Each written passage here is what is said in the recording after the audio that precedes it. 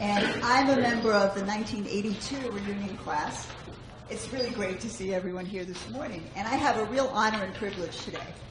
I am here to introduce this wonderful panel. It's called Real Estate Investing, Perspectives from Key Players, and it's headed by Chris Mayer. Chris is the Paul Milstein Professor of Real Estate, and he's also the Faculty Director for the Paul Milstein Center for Real Estate. Now, you can read all about Chris and also our other wonderful panelists here on the handouts that you're being given as you walk into the door today.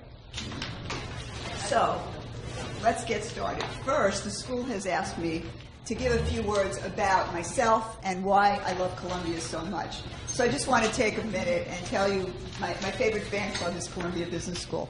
So the reason, I started my career as an archaeologist, of course. I was completing my master's thesis in archaeology. I was living in hot Atlanta, Georgia, and I was working as an intern for the federal government. So the work took me to these very exotic real estate markets, Crossett, Arkansas, Starkville, Mississippi, places like that. But I was lucky enough to have a boss/mentor whose daily mantra to me was, go to Columbia Business School. Go to Columbia Business School. So he used to say, you can come back and run this whole place if you just go to Columbia Business School. So fortunately, Columbia accepted my application. And of course, in the first couple of months within my MBA, I switched over to finance. Why? One of my new friends that I met at school told me that a career in sales and trading was an absolute natural for me because I talked really fast. So I discovered the Wall Street trading floors and immediately was hooked. The action, the excitement, it was really contagious. So that was my auspicious beginning. Today, I'm just a very grateful graduate of Columbia Business School. What an amazing place.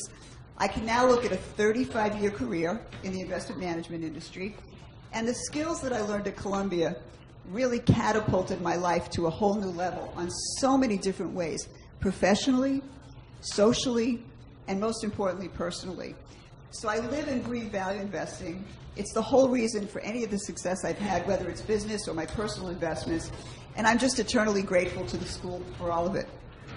So now back to today's session. I'm going to turn the floor over to Chris, but now just remember, if you listen to this panel really, really carefully, and you become a very successful real estate investor, you too, one day, might become the President of the United States of America. I hate to say that you can aspire to more. So thank you very much. Welcome everybody to the panel. We have a really, really great group of folks to talk about what's going on in the real estate industry today. I have to say, being in real estate, it's always been an area where it's of great interest to people. Anything from owning a home to investing in property and making a career. And we have lots of really wonderful folks who graduated from the business school. I thought I'd first just give you a couple of quick updates on how stuff is going. We started with, what do you love about Columbia and your time at Columbia? For me, it is really an honor to be able to run the Milstein Center for Real Estate at Columbia. We have a tremendous group of students. This year, our students won the largest case competition in the U.S., the North Carolina case competition, and we just had two student groups this week make the semifinals and one make the finals of a business competition at Kellogg in real estate. And these are again for people from all over the country. The two groups, one of them is a group of veterans who are at Columbia developing housing outside military bases, and the other was a group working on modular housing construction for trying to bring that to smaller projects in New York.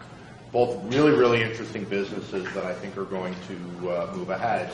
So we've got a lot of great things going on within the real estate program. For those of you who are in the industry, we have both interns and full-time folks who are available if you're interested. We have a record number of students this year in real estate, probably somewhere between 40 and 50, who are in the first year and in the second year class.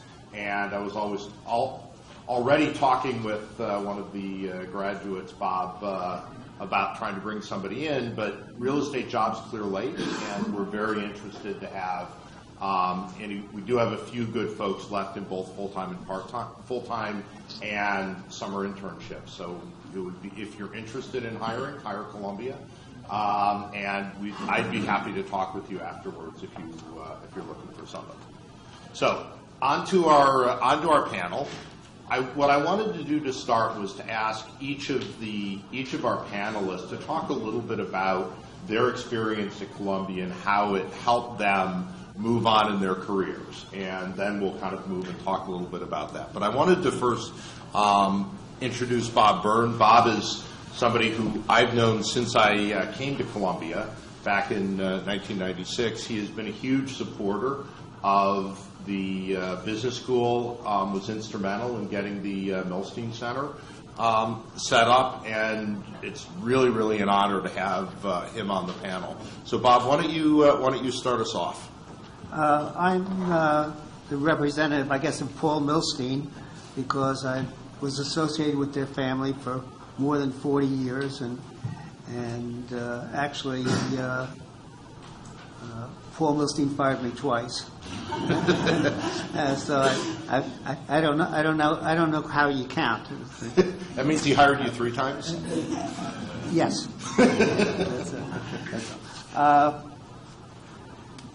Back in my day, they didn't have calculators. The methods were quite crude, and I think that the quality of the education now is so far above what we had. Although we had good students, we didn't have the tools, we didn't have the analytic methods. And so I enjoy attending these sessions, and I'm still learning. So, and I consider myself, in a sense, a dinosaur, because I have witnessed a great deal of the changes in the development business over the years, and I'll kind of pitch in to tell you how it used to be from time to time during this discussion. Good, thanks. Wilson. Sure. So Columbia definitely was quite impactful for me. I came as a career changer, and my first summer job was through a Columbia alum, which is quite helpful. Someone who was very loyal to the school and picked me up for the summer, and that was in one of the big New York City real estate families. So that was helpful to give that. Oh, I'm sorry. Is this on? Hello. Is this one on? Can we turn up the volume a little bit? I'm sorry. Oh.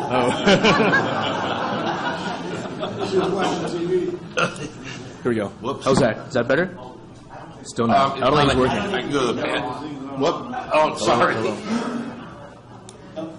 Hello? Is that better? Okay, that's right. All right, I'll start again. Go ahead. Chris? Keep going. I'm going to... All right, fine. I'm seeing if I can... All right, in any case, so I came to Columbia to change careers with my MBA. My first job was given to me by a Columbia alum who just graduated a year before that. And so that was quite helpful getting me on the ladder, and I was putting a New York City brand name real estate company on my CV. My full-time job was also through a Columbia alum, someone I met at the Columbia Real Estate Alumni Reception every year. And so again, it's a tribute to alums keeping in touch with the school, and also, frankly, as a student, working your network and making sure you keep all your feelers out there.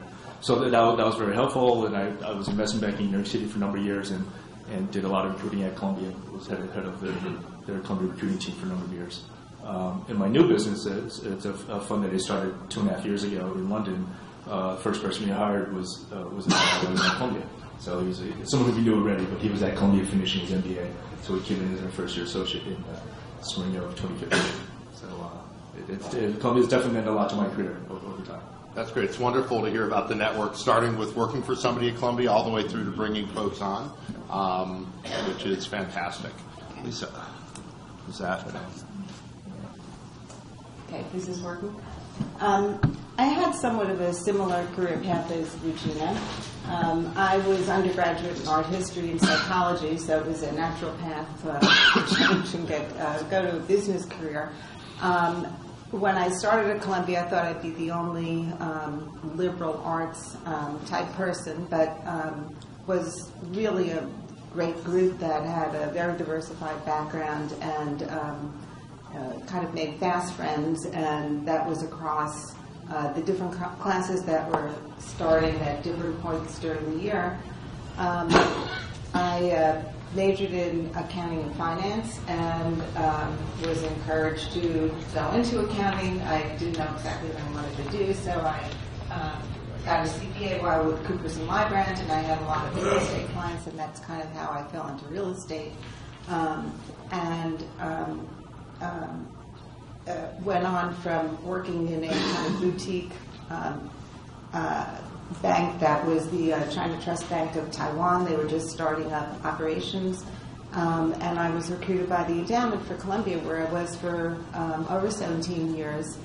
Started in '91, and when the endowment had a 60-40 allocation and no alternatives, under Bruce Dresner, and worked with him for 11 years. And then NARV came on board, NARV Narvatar, recently moved to another university somewhere up north, and worked with him for about another 6 or 7 years. And when I left, the endowment when I started was about $1.6 billion. When I left, it was over $7 billion. Not all due to me, but you know, these investments take time to mature and have their impact. But out of that, it was really turned around to be primarily equity and a very large allocation to alternatives, including private investments and including real estate, and with a real assets allocation within which real estate was one component. So, over this period of time, I've connected with so many alums, and truly is a connection when you're traveling in Japan or Brazil or wherever you happen to be, and you meet an alum, and there's a connection that you really bond with and talk about the school and what you're doing. Also, over that period of time, there's been really incredible efforts to develop programs such as Milstein, where I've attended many events and been somewhat active with the student mentoring, and also with the Center for Japan Economy and Business, which is a really phenomenal group of people operating here and in Japan and offering great content. So aside from that, I was introduced to my husband through a classmate. That's important. And so I have to thank Columbia for that too. 30 years. That's great, Lisa. And you had a son, daughter? My son graduated the college, yes, in 2011, and really had a tremendous experience. And it's just great to be linked to him in that way. Great, thanks. So I wanted to maybe start back with Bob, and really we were talking before the panel on just how much things have changed in New York and in New York real estate. You got your career, you started your career early on in the government, in government. You worked at HUD, you worked at the city, and then spent a lot of time in the apartment sector. And I wanted to maybe see if you could talk a little bit about how the kinds of changes you've seen in the industry since you got involved. Well, I just want to add, I was an art history major also. That's it. It's the path. And then several of the alumni in real estate were art history majors. That's right. So. Mm-hmm. Any other art history majors? And Ellen Schumann, Andrew Jacobson. Yeah. There's a whole bunch of them. Yeah, government was very important in housing. After World War II, there was the FHA and the VA, and developers totally depended upon the government as the guarantor because people were coming out of the service. They didn't have a history. Basically, in real estate, you depend on the value of the property and the ability of the buyer to support it. And the government stepped up and became the guarantor, so that people were eligible for financing who had no credit history, and there was a lot of development. I grew up on Long Island. My father was a builder on Long Island. Long Island was developed because it was the leading edge of the glacier and didn't have a lot of rock the way they did in Westchester. So the cost of building on Long Island is considerably less than putting in utilities and doing all kinds of things that were done on Long Island. Later on, the government got involved in multifamily housing, and a substantial portion of the building in New York was government guaranteed by the FHA. So it seemed like a natural to have an opportunity to work for the government, to learn how the government functioned, and they gave me a great deal of training, and I think I profited from it, and I hope that they did also. Good. So, having started in, and I think one of the things you pointed out highlights just the strong role that the government did play in the development of the housing sector, home ownership, the GI Bill, all of the kinds of things that got that really created what we think of as kind of middle class home ownership. You then worked in the multifamily sector and in apartments, and talk a little bit about kind of that transition. And well, my first job outside of the family, because my family had built apartments in the late 40s and early 50s under government programs, was working on a luxury building in Manhattan. It was 500 East 77th Street, the Pavilion. It was a very large building. And in those days, the people who worked on the building could afford to live in the building. They made enough money. They had good jobs. They made enough money so they could afford to live in the product they were creating. I have shortly after that, during that time, the median income person could afford the median price house. And there was a quantum change after that, which I believe was caused by the government. I don't know whether I'm right or wrong, but I suspect that I'm right. The value is normally in the area of the price is normally of the land is normally 20 to 30% of the housing. So that if you change the cost of land, you had a multiple of the cost in the housing. And as a result of government action at that time, the government determined that if they changed the requirements, if they made them more rigorous, they would have less cost in the future for repairs because the roads were dedicated and given to them. That had a multiple on the cost of housing. I think it was that change that really was the beginning of the significant change in the cost and the differentiation between the ability of the average middle-income family to afford the replacement product, the new housing. So, to follow up a little more on this, when you think about kind of today we have another mayoral election coming up. Affordability was a huge issue in the city in the previous election. Any lessons you think the city should have in terms of thinking about developing and creating more affordable housing? Are we going down the wrong path? Are we going, trying to subsidize housing? Should we be deregulating the system more? Any thoughts? I'm a builder. If I didn't go for deregulation, there'd be pickets of the builders in front of my house. The government has, there's been a change in the market, I think, from rental to ownership. And when you're building condominiums, generally you build a little bit more luxurious, a little bit larger, and that changes the calculation of the cost of the unit and it affects the marketplace.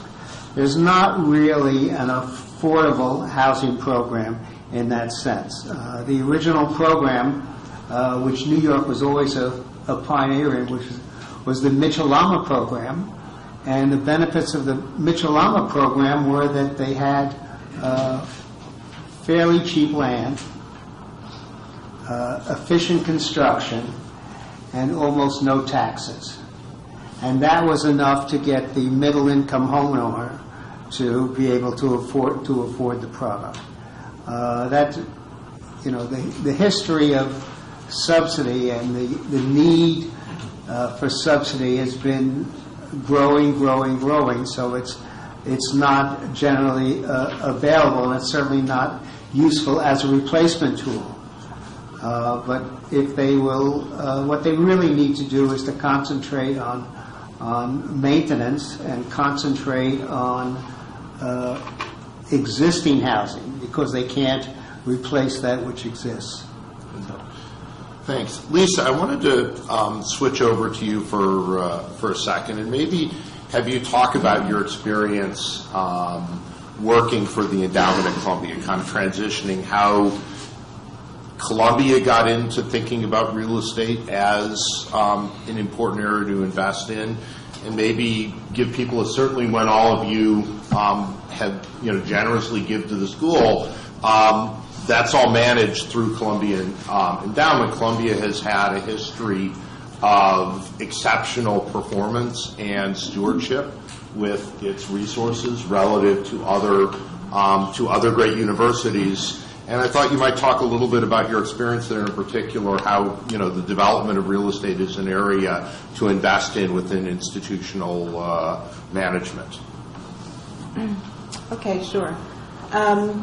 So when I started with Columbia, since there were no alternatives, what I was doing was, for one thing, running the faculty residential mortgage program, which was interesting from a political point of view. Yes, because at that time interest rates were very high, and of course the cost of living was very important in terms of attracting and retaining professors. So that was offered. And also there was a portfolio of owned real estate, which was just, could be anything, but a lot of it was interest in commercial buildings, some homes that were owned. There were interests in some mining interests. There was just a whole mixed bag which was sold off. And similar to what was done in private equity and hedge funds, the real estate was to be invested with third-party managers and in institutional quality assets. When this first started, real estate was really within the private equity allocation and needed to be competitive with those returns. So talking about the early 90s, it was really the beginning of the true opportunistic funds that were buying assets from defaulted loans and kind of turning them into assets. And so Columbia was pursuing those kind of opportunities in addition to international and in addition to emerging markets, which was really pretty early compared to our peers. So that strategy really kept for quite a long time. And how it evolved is that we invested in. I still feel like because I still feel like I'm there. You're with family here, so. Exactly. We invested in global funds, and then with regional managers, and then with country managers, and then in specific strategies. By the time that the management company itself, the Columbia Investment Management Company, which oversees the endowment, was established, shortly thereafter there was a real asset allocation of about 12%. And before, I mean, not much in real estate changed. I'd say the real estate represented consistently about 4 to 6% of the endowment. That's on an invested basis. If you looked at it on a funded basis, it would have been more, but not too much more. What happened with the real asset allocation is that it gave a lot more flexibility, and the endowment wasn't confined to investing in one particular bucket. In other words, you could do debt, it could do equity, it could do direct secondaries, some kind of hybrids with public, overlay with other real assets, and due to that, there was the opportunity to kind of seek out managers who were like-minded and weren't so much operating within the box as many managers need to do with not with endowments, but with pension funds and other plan sponsors. And that was really terrific because the way it was approached is that when say we were looking at particular opportunities in Japan,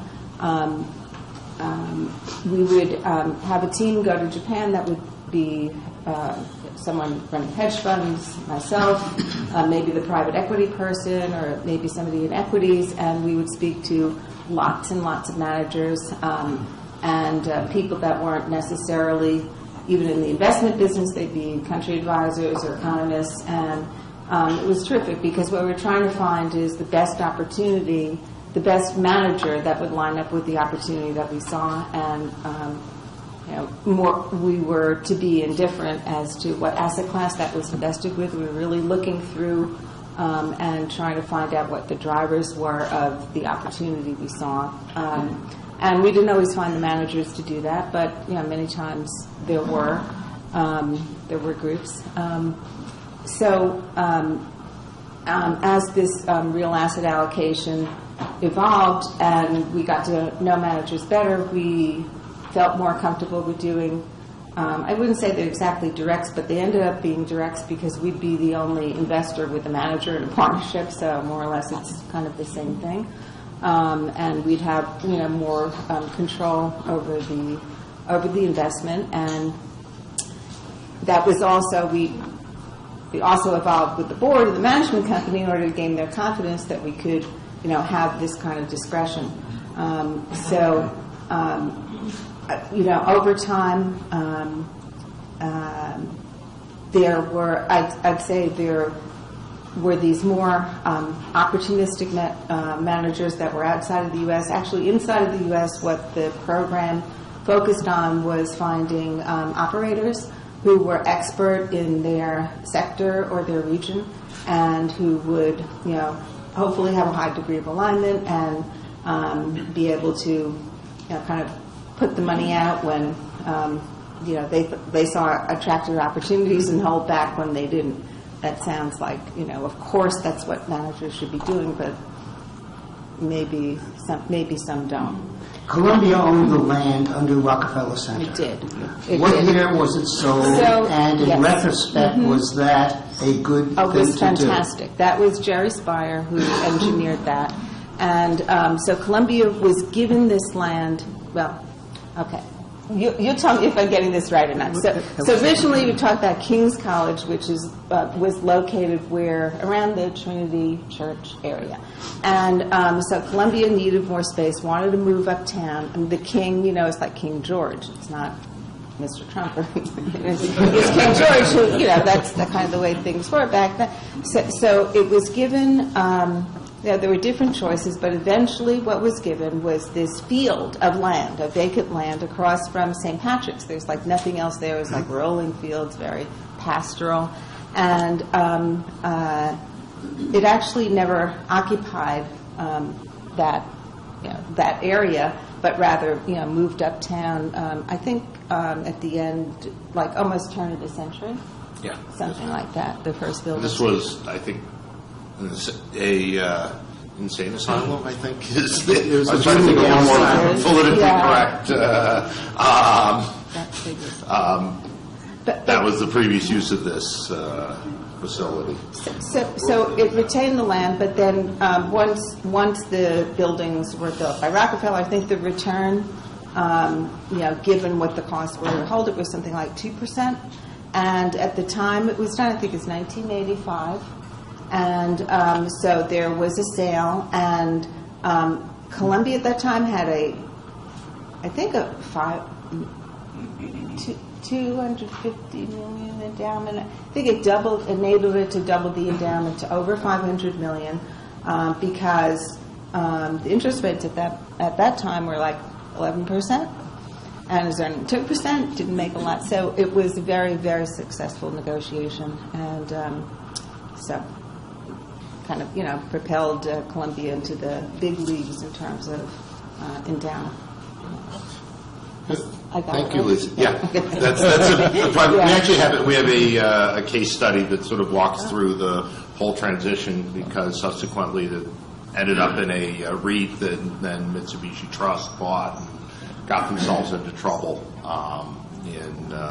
with their purchase of Rockefeller Center. So there was an interesting transition to where it is today. So Wilson, I wanted to maybe kind of, on your end, you've spent a lot of time in Europe. You helped develop some of the debt markets or debt alternatives in Europe. So I thought maybe you'd talk a little bit about how your career started, and we're going to, hopefully we'll talk a little bit about where things are today. I'm not going to ask you to predict the French election. Right. We know in 24 hours. So. Well, this is still just the first round. Yes, that's right. Anyway, presuming no one gets the majority. So the short version is that I came out of Columbia. I went to Lehman Brothers and investment banking side, worked in the advisory side of real estate. I was actually on the sales side team for Rockefeller to Mitsubishi. So as a sales side advisor, it was a great success. Yes. And it obviously didn't do too well after that. But Lehman was on the forefront in the early 90s of CMBS. If everybody goes through kind of real estate finance history, Salomon Brothers was on the forefront of residential securitization. And then a lot of Salomon Brothers guys kind of scattered across Wall Street. And then Lehman Brothers was really where the CMBS business grew up and spawned a lot of CMBS technique. And then Lehman folks kind of scattered across the street and got CMBS going elsewhere. So it was a great time to be at that firm to help develop a lot of those techniques. There was also a time, as we all recall, when you had the S&L failure and a lot of banks were taken over by the RTC. And Lehman was also in the forefront of working with the RTC and the federal government in creating the multiple investor fund, the first non-conforming securitization, a lot of the techniques, and also even the method of valuing a non-performing loan, which really hadn't been done before that. So for me, it was a great experience being a young banker and being part of that whole transition and learning and being part of crafting that. And we became one of the biggest buyers of NPLs. In any case, at the same time, Europe was going through the same crisis. They also had a deep liquidity crisis in the early 90s. They had interest rates at 17%, and it was a free fall in real estate and complete illiquidity. And so at that time, Lehman started looking at buying NPLs in different markets in Europe, particularly in France.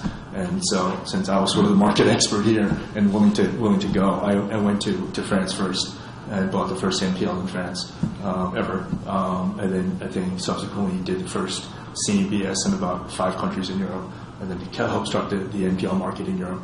Again, that was in 95, 96, 97. So it was a very interesting time. At that point, I started Lehman's business in Europe at that point, and got them into equity investing, mezzanine lending. So it was all new. I mean, when I moved to Europe in 95, just a non-recourse loan was a new thing, all right? Because the traditional banks in Europe were like a Barclays Bank or HSBC. It was all relationship lending. So they had they had your home mortgage, your payroll, your bank account, And, oh yeah, if you want to buy an office building, we'll give you a loan for that as well. It was all wrapped up in one relationship. And so everything was recourse, everything was just wrapped up in one ball. And so it was fairly unique then just to say, it's a non-recourse loan, which means if I default, I'll just give you the keys. It was a very different concept in Europe. And starting that was kind of was pretty interesting, and it was educational, and frankly, it took a lot of U.S. talent moving over there to really get that going. So whether it was the U.S. investment banks with their opportunity funds, or U.S. banks that started businesses in Europe. And so anyway, that was actually pretty interesting, being part of all that and getting the European business going. And I wasn't alone. There were a number of us that were kind of number two in our shop in New York, and moved to London about that same time, between like 95 and 98. And we all kind of grew together in the market in Europe. So that was a lot of fun. But obviously things move on. Unfortunately, I left Lehman in 04 and moved on to. You had some good timing.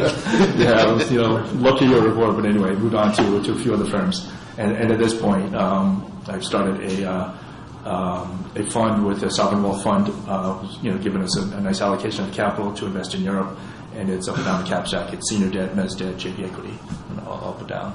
So it's an interesting time at this point in Europe. There is actually quite a bit of liquidity. It's very different from before the last crisis, where many people view that the last crisis was really generated by the depth of debt in the market, and people just overgearing everything with CMBS and CDOs and all the structures that you could come up with. Buyers are just buying everything inside. At this point, the market is getting a little toppy in certain parts of Europe. Europe operates quite differently. I mean, let's talk about pre-Brexit vote and post-Brexit vote. So pre-Brexit vote, you really had London, Paris, and Germany. That was one category of asset. And then that was, prime, Class A, everything moved. Things were trading at 3-4 cap rates. You could finance anything you wanted with a German mortgage bank. German mortgage banks in Germany are lending at Euribor plus 70. Incredibly liquid market for those cities. I mean, again, for London, Paris, and most of Germany. The rest of Europe was well behind that, and everything else was considered almost second tier. And if you had a great relationship with the bank, you could get a loan. If not, you couldn't get anything. And so it was quite binary in the rest of Europe. Now, post-Brexit, obviously UK has slowed down quite a bit, right? The capital flows into the UK in the past year are down 40%. However, they're up in Spain, France, Germany, a couple other parts of Western Europe. Capital flows are higher. Part of that, a lot of that is foreign capital. I mean, Europe has always been a place for foreign capital. You've got domestic capital, but any given time in the market, you'll have American money going over there. You'll have money from South America, from Middle East, which is both the Arab countries and Israel, different parts of Asia, whether it's Australia, Korea, China, Japan. There's always someone who's moving into Europe and buying actively. The first stop is always London, because it's a pristine legal system. It's easy to understand. 30-year leases, upward-only reviews. So the first stop is always London. Once the capital kind of gets their feet wet, they start moving into other countries and start buying elsewhere. And so we're seeing that now, particularly with the sterling currency and with the Brexit concerns. A lot of that core long-term capital is looking at Western Europe and putting money to work there, getting it out of their home countries or diversifying. One of the comments I think is interesting, and to some extent we've heard the comment in the U.S. as well, is the idea of things getting toppy. There's a lot of capital around, but when you look at the underlying economy, it normally you sort of get the point where capital is, where there's a flood of capital, a point where the economy is sort of reaching at or near the peak of where it is. And here we've had really slow economic growth, but just a ton of capital, looking around for investors. So you have some of that, but it is, again, it's very location specific. If you're looking at, certainly London office is having issues, right? Because if your tenant base are British tenants, then you kind of don't care. They're going to be around. But if you're leasing to a lot of European companies or international companies, you're a little bit worried. And people aren't signing new 30-year leases today; they're signing 5-year leases to hedge your bets. And so there is going to be some issue in the UK office market or the London office market. That said, similar to after the last crisis, in 2009, 2010, people were still buying fully let office buildings in London and just putting money away as a core investment and a long-term investment. So you're still seeing that today. You're seeing Chinese capital, The Japanese institutions are coming back and they're active again, and they're buying major office buildings because similar to buying the Chinese buying a major office building in New York City and paying over the top. As a 30 to 50 investment, it's great. It's always going to hold value. It's always going to be liquid. You're going to make some money, and it's a place to put your money in a safe haven. That's fine. Where you're not seeing money in the UK right now are the op funds. They're looking for a 20 IRR 2x exit in 3 years. You can't predict that, and so the opportunity to fund money is staying away from the UK right now, and it's going elsewhere. Liquidity in Germany is very heavy, heavily because of the German Pfandbrief banks, because they're lending at such tight rates that everything looks good. Keep in mind, European debt rates are also low. 0% interest rate, pretty much. So if you're buying an asset and you're buying it at a 3% cap rate, and you're financing it at Euribor plus 70, you're clipping at 7-8%, with 60% leverage. So that's a nice investment. It's a nice cash flowing investment. So Germany is doing quite well because of that. And also the German economy is quite strong. And everybody thinks because of Brexit, Germany is going to be one of the beneficiaries of a flight of either capital or people. So that's helpful. Paris is a bit of an aberration. Now, the French economy is still not doing very well. It's still a bit of a mess. However, the French institutions are awash with capital. So that's the French insurance companies, asset management companies. Their alternate allocation generally is to real estate. And the only thing they really know is office buildings in Paris. And so office buildings in Paris trade at a 2 or 3 cap rate, and the economics don't make any sense. At least the rents aren't going anywhere. And so you can't touch a deal there. If you do want to do a deal there, you will buy something in Paris thinking that you're going to sell it to a French institution, the next day. Because it's not a place where you can really look at any rental growth or certainly cap rate compression. And so Paris is a bit of an aberration strictly because of the French institutions, right? They're putting money to work. And you think that, a lot of the sort of the political analysis suggests people are just saying, well, Le Pen is just not going to win. We're not sort of worried about that. If that were to change, in this round and the next round of the election, any thoughts? Well, I was adamant that the vote in the UK would not be to exit Europe. I was adamant that Trump would not win, so I'm not the right guy to ask. I don't predict the election, but what you think might happen if it were to. That is the disaster scenario. If Le Pen wins, people think that is going to be. It could be the beginning of the end. Look, Europe is definitely on knife edge, right? There's a lot of issues right now. The economies are not going as well. Greece has a major event this summer where they're going in for another bailout. If that doesn't happen, there's a very good chance Greece leaves the euro. Okay, there's a very, very good chance that happens. We're looking at a deal in Greece right now, and we're going to ask you if we are. How thick your skin is. And we're looking at it, but we're saying we're not going to commit until after that comes up because that changes the whole picture. Italy is in a lot of trouble. The banking system there is completely broken. The economy, there's some positive signs of the economy, but in general, you've got 30% unemployment in Italy, something like 60% among youth. It's still a bit of a mess. If Italy fails and drops out of Europe, EU collapses. I think it breaks up. What about Spain? You mentioned Spain. Spain is doing well. I thought the unemployment was. Yeah, but you know what?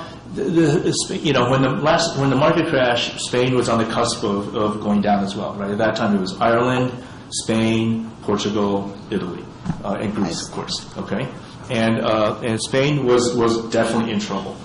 They have come out very well from the cycle. They've proven that Spain has a broad economy. Whether between agriculture, manufacturing, there's actually business there. The part of Spain that was the lightning rod were the vacation flats in Costa del Sol. So that was vastly overbuilt, and that's still there are definitely buildings that should be bulldozed that will never be filled. But the rest of Spain is doing quite well. So the economy is coming back. There's financing available in the major cities. It's challenging to get spec development financing in Spain. But other things are if it's an existing property and it's fairly well let, there's liquidity. So that's coming back. That's doing better. You still have unemployment, but it's not as bad. Lisa, you're advising advising investors right now who are thinking, looking for real estate managers and opportunities. What do you tell people who are, because obviously there's a lot of concern about where real estate, to some extent, evaluations. The flip side is it's not like there are wonderful opportunities in other areas. But when you're advising folks, what do you tell them right now? We can give you the microphone, whether you want it or not. Yeah. Tell the truth.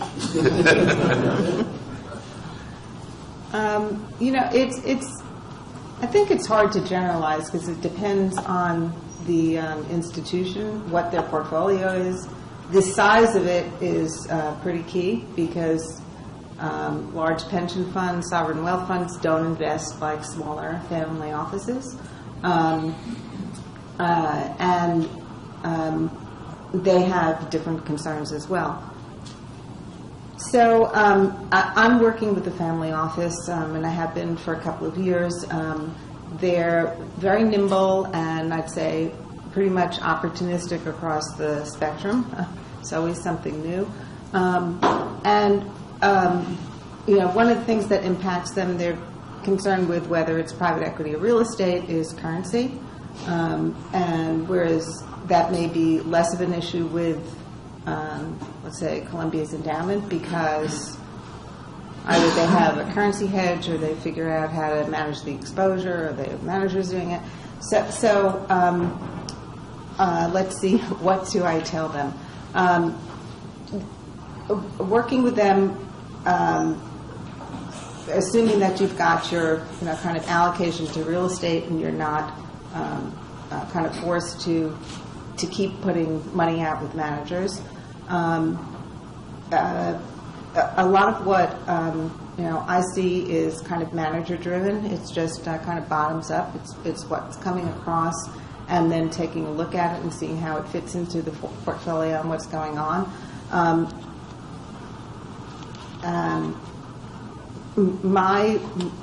The preference that I developed over many years working with the endowment is to try to be somewhat contrarian, not to kind of follow the herd and see where the opportunities are, talking about where less capital is going, or managers that can be kind of nimble and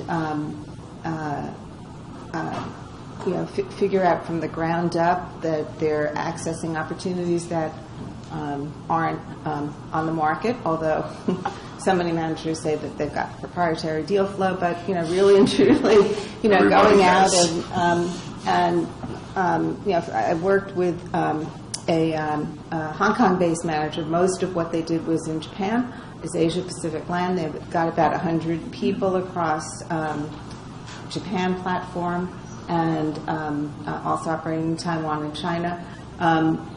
Their acquisitions people are always out schmoozing with everyone. They know everything that's going on, whether it's with the sellers or the banks, or owners that might have issues. And so what I would tell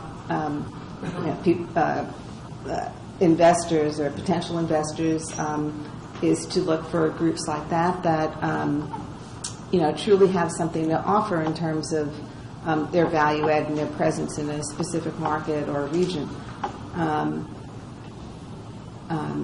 I think it's difficult to generalize because you see some very large groups that have kind of shifted to mediocrity as they've grown bigger, and others that really have benefited from economies of scale. I worked with Greystar. I was at Lazard after I left Columbia. I was in an advisory role, and I worked on their first commingled fund effort, and they've developed just a phenomenal multi-family platform, not only in the U.S. but also in outside as well. It's unusual, but that's the kind of manager that you want to try to identify early. And I know I'm not answering your question because you want an answer to it, but I guess for myself, I'm kind of very bottoms up driven, and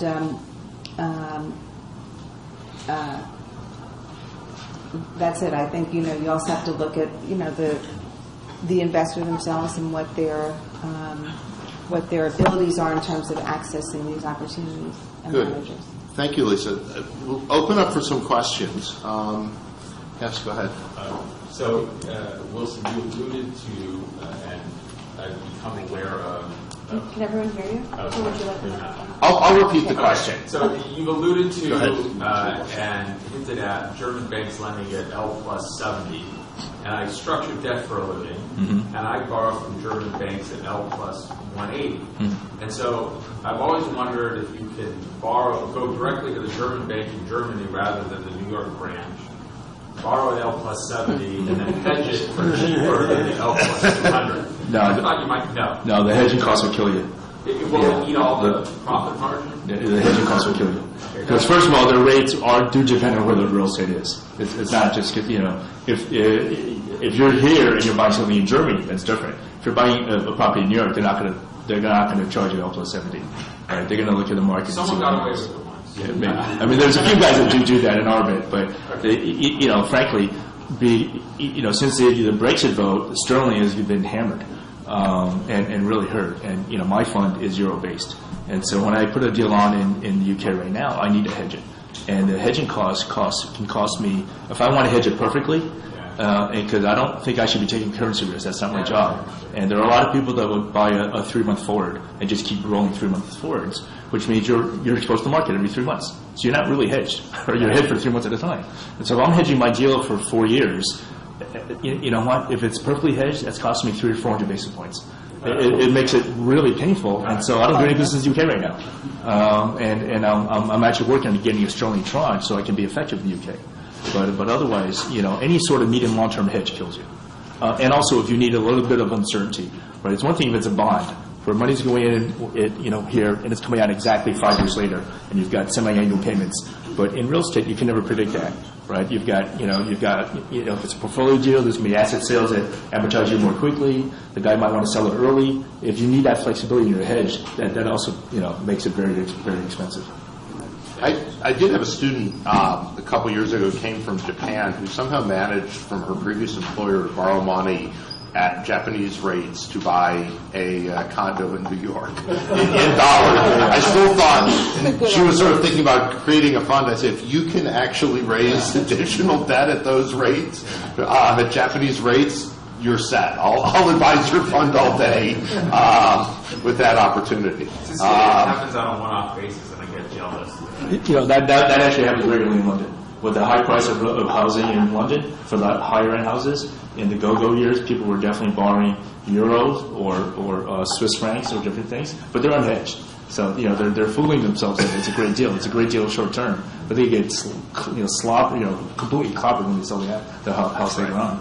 Yes, any arbitrage that looks like a couple hundred basis points is probably not an arbitrage. There's some risk. There's some risk there somewhere. Great. Other questions? I think we have time for one or two. I'm just curious about, on a very high level, sort of the impact of technology. You hear about all the retail shutting down because of online. You hear about sort of driverless cars making more lanes available because fewer lanes are needed for the same amount of transport over time when that transforms. And then things like green buildings. Is there any actual visible financial benefit to greening up your buildings? So all of these three big trends, technology, environment. Is there any impact at all? Sure. Yeah. No. I mean, certainly we've seen it in retail already. Well, in this country, retail's getting clobbered. I mean, there's shopping centers shutting down left and right. But even in Europe, where you've got much less retail square footage per person than you do in Europe, than you do in America, you're seeing some impact. And so, things are gravitating towards smaller stores. People don't need the huge big boxes anymore. And it's definitely affecting the retail market long term. Now, that said, the warehouse market is booming, right? Because Amazon needs warehouses, all these guys need places to distribute. So that's changing, but your retail is definitely being impacted by that. Driverless cars it's still a ways away before it really becomes fully effective. I mean, when that happens, that'll make life much more efficient. You don't need parking spots. There's a lot of benefits, but I think that's too far out for that to really be an impact. As far as green buildings, they definitely make an impact. And in Europe, there are definitely parts in Europe where, by law, in the Netherlands, for instance, government tenant can't go into a building that's not green. And so if you have a building that isn't green, it's going to become obsolete. Because you're going to lose tenants, you're not going to be able to renew leases over time. So that's clearly a trend, and it's clearly something that every developer looks at this point. Yeah, and the investors as well. I mean, there's, criteria that are set out that, according to guidelines, that you need to be looking at that as well. So. I guess I'll just give one or two other quick observations, which is I think people in real estate are really struggling with the issue of driverless cars, for example. So on one hand, the natural inclination is cities are great, people don't need to own cars, it just makes it better to be in cities. On the other hand, your commute from the suburbs, if you don't have one person stopping, slowing up the whole LIE because the 50 people behind them stop, so expressways move more quickly, and if you're commuting in, reading the paper, or sitting on a call or doing whatever, a commute fundamentally changes if you're sitting in a car not having to drive. So the way to think about it is very, very difficult. Who owns the biggest parking lots? Regional malls. So regional malls suddenly get a bunch of, in some cases, really well-located land that they don't need to dedicate to parking that become redevelopable for other things.